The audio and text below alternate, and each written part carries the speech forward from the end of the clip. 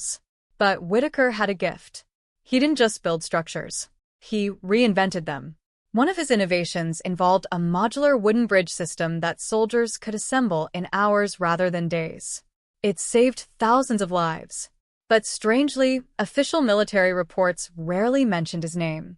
Daniel Mercer found this puzzling, until he reached a page in Whitaker's journal that changed everything. The entry that should not exist.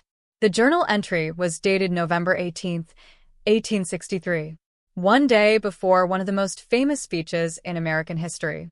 Whitaker wrote, "I have seen the future of this nation, not in prophecy, but in possibility.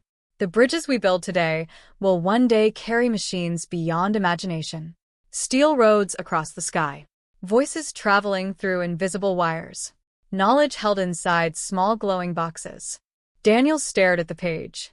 Whitaker described things that sounded eerily modern. Airplanes. Wireless communication. Computers. But how could a Civil War engineer possibly imagine such things with such accuracy? Daniel turned the page. And then he saw something even stranger. Whitaker had drawn a sketch. A structure made entirely of glass and steel. Tall. Massive. Filled with rectangular windows. Below the drawing, Whitaker had written 2 words. Future City. The hidden connection. Daniel leaned back in his chair. The design looked uncannily familiar. He grabbed his laptop and pulled up an image of modern Manhattan. Skyscrapers. Steel frames. Glass walls. Whitaker's drawing looked like a primitive blueprint of a modern skyline. But that wasn't the most shocking part. The drawing included a bridge design that looked remarkably similar to the Brooklyn Bridge, which wouldn't be completed until 1883, 20 years later. Daniel felt a chill run through him. Either Whitaker was a visionary far ahead of his time, or something else had happened. Something history never recorded. A meeting in the dark.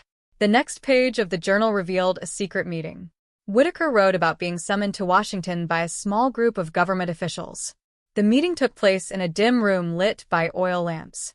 The men in the room represented different parts of the government: military leaders, scientists, and engineers.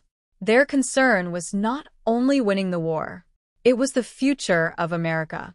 They believed the war would reshape the country completely. The industrial age was coming. Technology would change warfare, transportation, and communication. But the United States needed to prepare. And that's where Whitaker came in. They asked him a strange question. If the war ended tomorrow, how would you rebuild the nation for the next 100 years? Whitaker spent 3 days drawing plans. Rail networks connecting every major city. Massive steel bridges. Urban centers powered by electricity. Educational institutions dedicated to engineering and science. Many of these ideas would later become reality. But at the time they sounded almost impossible. Yet the officials were fascinated. Because Whitaker wasn't just imagining technology. He was